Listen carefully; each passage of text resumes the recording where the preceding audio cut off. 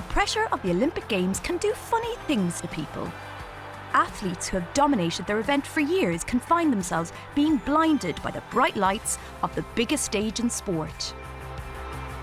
Being an Olympic champion isn't just about being a gifted athlete and a great competitor, it's about holding your nerve.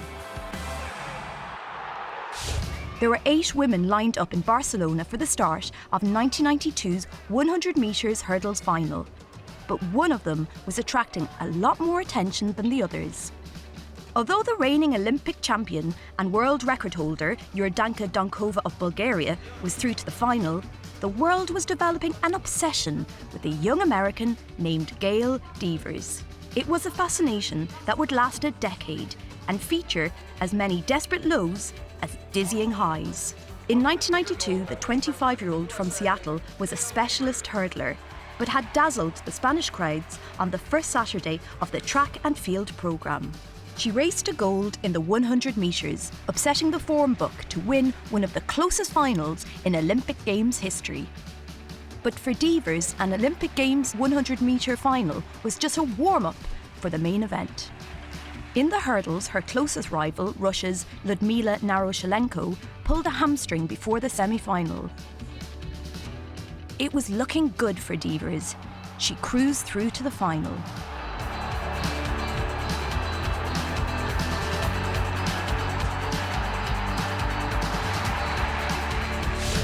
But the path to Olympic gold is never easy.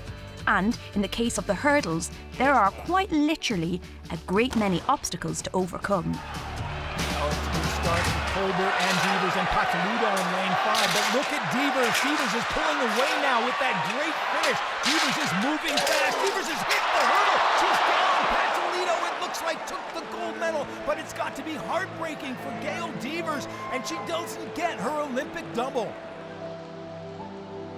Until that fateful final hurdle, Devers had run the perfect race.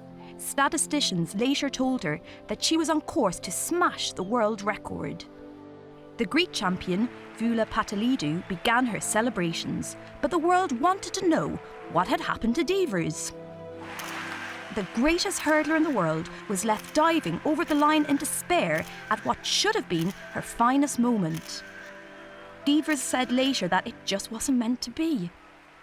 Sadly for Devers, her Olympic hurdles heartbreak had only just begun.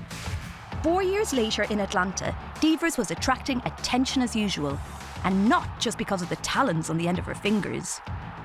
Again, she was favourite for the 100 metre hurdles. She had won the World Championships in '93 and '95 and was in excellent form.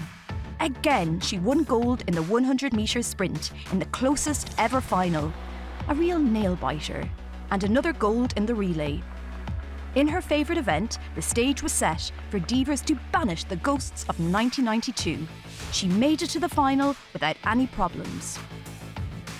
Unlike 1992, there was no great drama this time. Devers simply wasn't fast enough. She got over all the hurdles but managed only 4th behind a European top 3. It wasn't her day. When you're jinxed, you're jinxed. Fast forward 4 years to the 2000 Sydney Olympic Games. Devers was 33 in 2000, but was the fastest woman that year and won the World Championships yet again in 1999. But in the semi-finals, she couldn't get to the end of the course. And Devers running easily here in this semi-final, and she's just pulled up. Devers has pulled up, has that Olympic hurdle curse struck again. Gail Devers ended her career in the United States Olympic Games Hall of Fame with 3 gold medals. But she was left empty-handed in her favourite event, leaving the rest of us scratching our heads trying to work out whether one of the strangest Olympic Games careers was a huge success or a bitter disappointment.